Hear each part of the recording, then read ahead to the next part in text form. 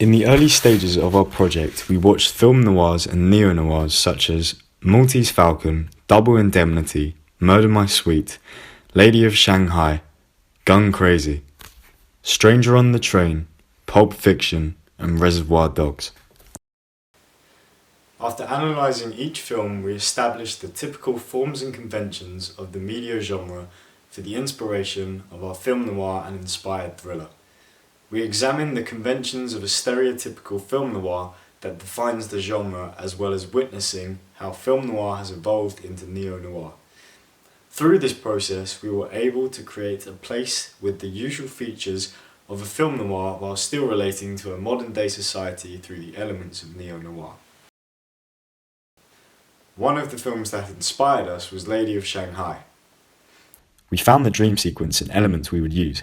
The film was very successful in disorientation and the effective ability to make the audience uneasy yet enticed by the cinematography. We also credited the brilliant use of shadow play and green screen effect. From these clips, we were able to get inspiration to create shots such as this.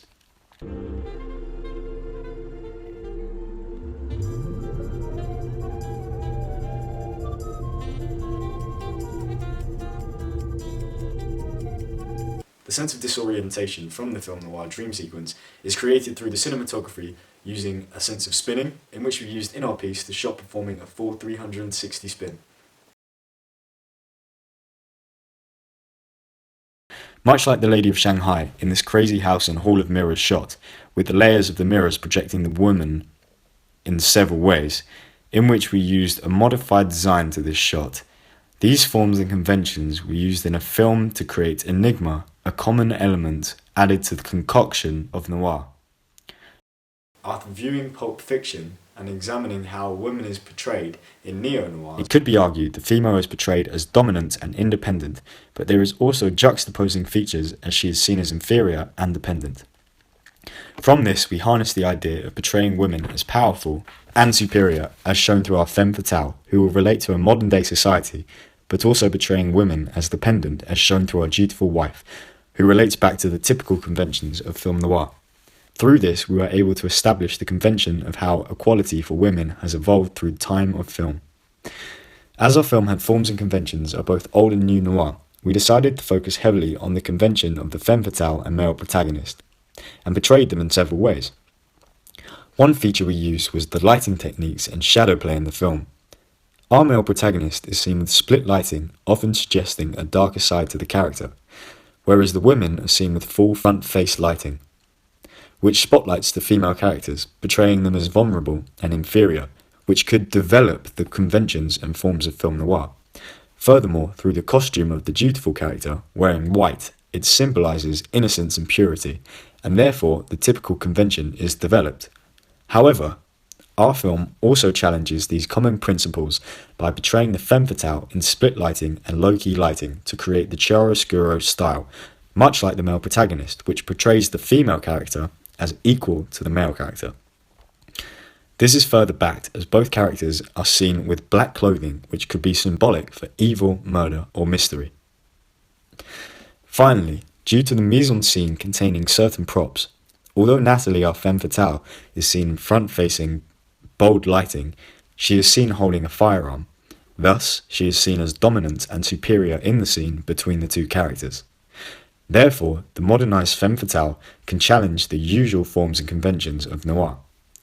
Moreover, in terms of editing, the screen time is divided 60-40 between Tommy, our male protagonist, and our femme fatale Natalie. Although Tommy is seen opening the introduction of our film, Natalie is seen in the ending of our piece, which connotes a rise to power above the male protagonist. To conclude, our film is about breaking through the stereotypical forms and conventions of noir due to a more modern, equal, and less patriarchal society. Therefore, our piece holds the development of these features at first, but eventually challenges the features of noir.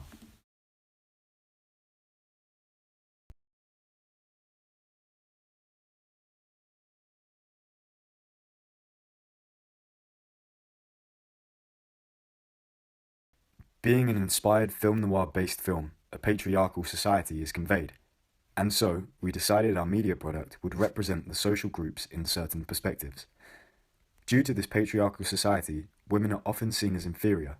Despite the male character performing a terrible affair, it is the women that are punished for his actions.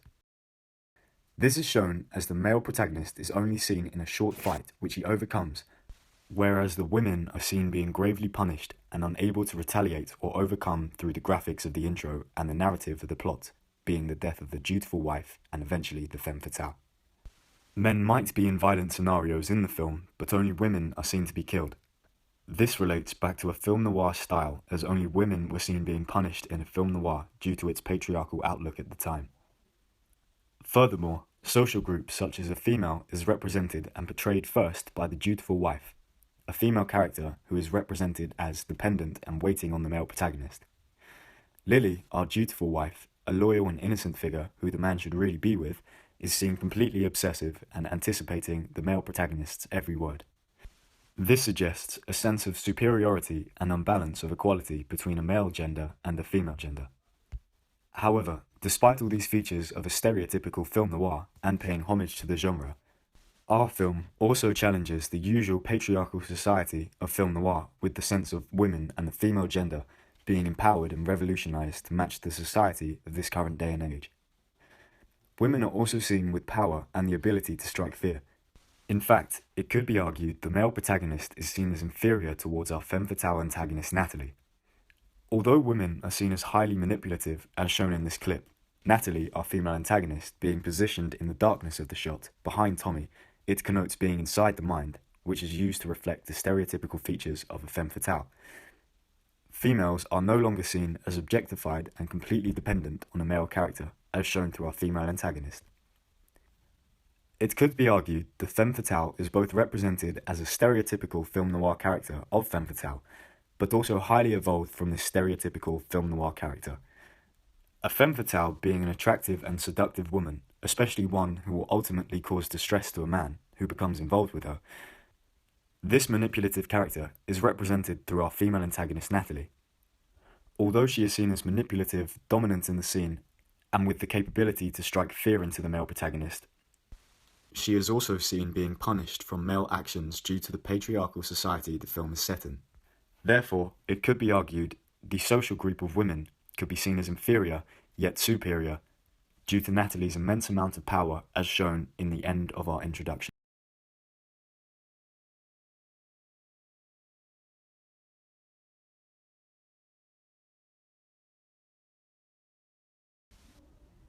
Our group first began to look at independent British films and their distributors, such as the Curzon Artificial Eye and the Picture House. The group believed that these media institutions were well suited for niche target groups. Furthermore, British film institutes, like the two stated, do not come equipped with great sources of finance and funding that lead to the ability of reaching a wider mainstream audience. Although Artificial Eye could be considered as a film distributor, as they are a British company and specialise in the production of short films. Furthermore, Artificial Eye have produced and distributed film noir films previously. The group decided we would choose a conglomerate to distribute our film. A few examples of a conglomerate would be Universal, Warner Brothers, Walt Disney, and Sony.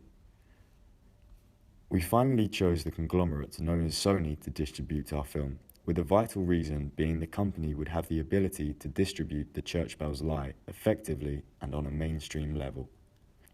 This would spread major awareness to the film and increase success and profit when comparing the film to a British independent film.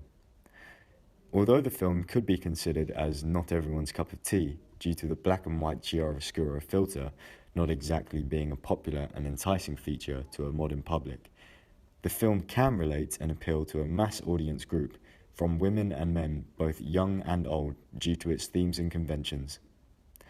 Moreover, we believe our film would need a budget more suited to a conglomerate than an independent film institute. Without the financial backing from a conglomerate, the movie would struggle to reach its full potential and success. Finally, with Sony being one of the most recent conglomerates, being founded in 1972, whereas comparing this to Walt Disney being founded in 1923, It could appeal to a modern perspective more due to its more recent birth to the media environment.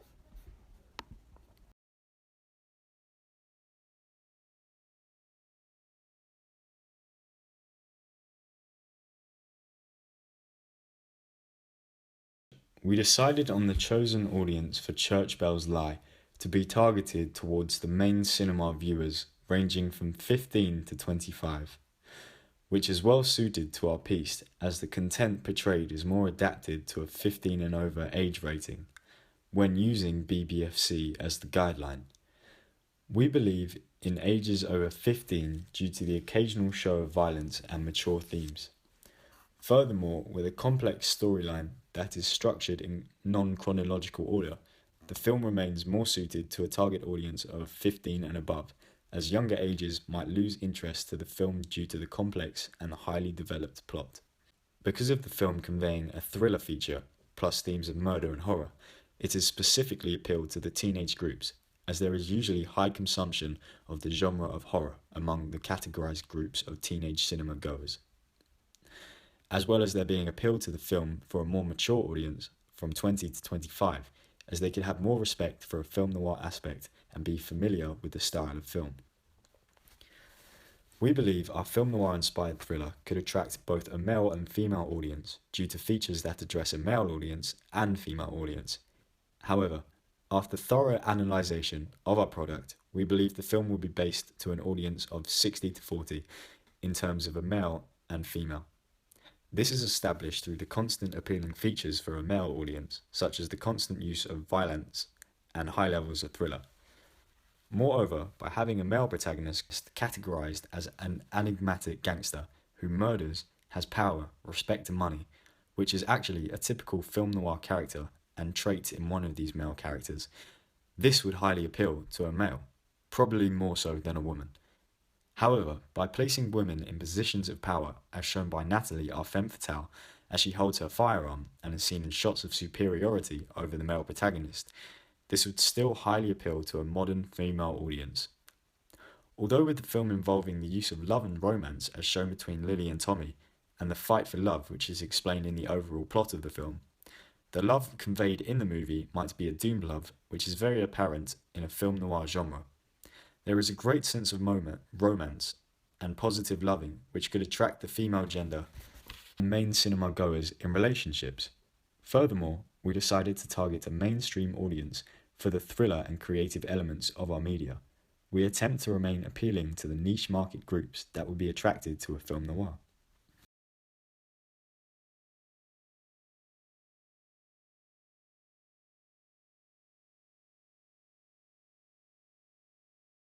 We attracted our target audience by using themes such as thriller and mystery.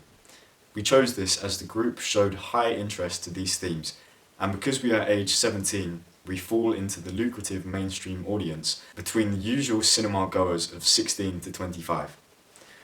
Through our audience research, we were able to establish that a thriller and mystery aspect was not only popular in our group, but for the remaining numbers of the audience research we conducted, revealed age groups of the older end of the spectrum of main cinema goers found these themes engaging and appealing. Furthermore, by conducting our market research, we were able to establish what themes and conventions would be enticing to an audience. Themes such as a sense of enigma and mysterious visuals were a common answer to the questions we were asked on a survey. We conducted our audience research questionnaires in a variety of ways. 2 examples of this market research would be an online survey monkey in which we digitally attracted and addressed our target audience, and through filming questionnaires between myself and the candidates. Oh, female, male protagonist. Male protagonist. Okay, what themes would you like to see in our media project? A mystery. Such questions asked were what the older and younger generation were enticed by, male or female protagonist, and themes and elements that should be included in our project.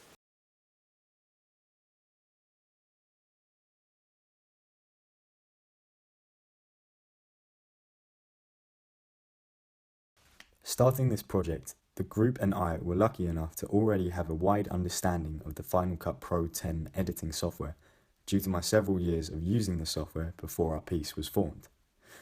Through this, the group were able to have an understanding of the software and through this I was able to guide my group through the learning of Final Cut Pro 10.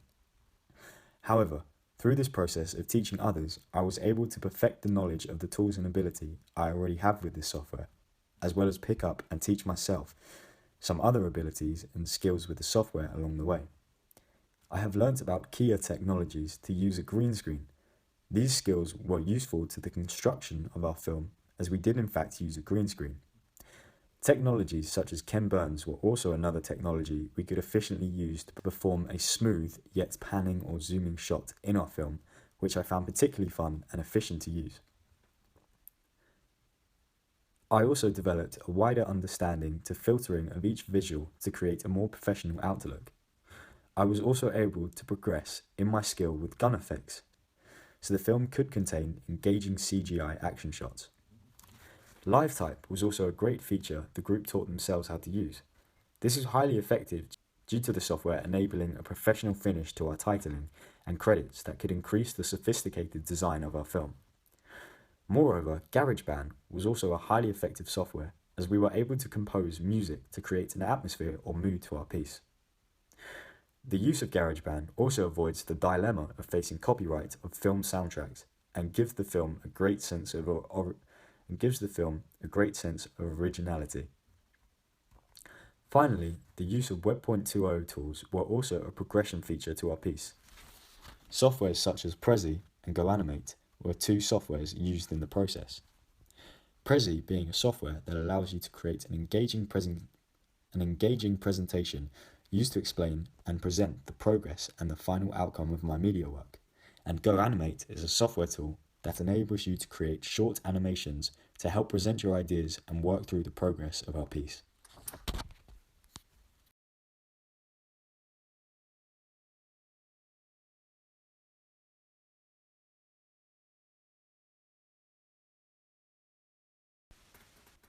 Looking back at your preliminary task, what do you feel you have learnt in the progress from it to the full product?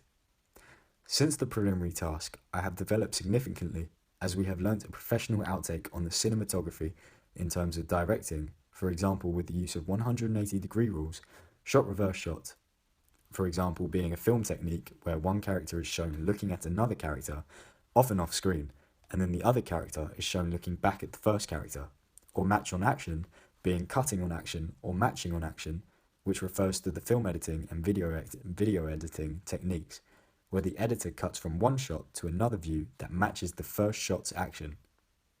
From the preliminary task to the final film, because of this, I was able to create a piece with better continuity and therefore a more successful piece.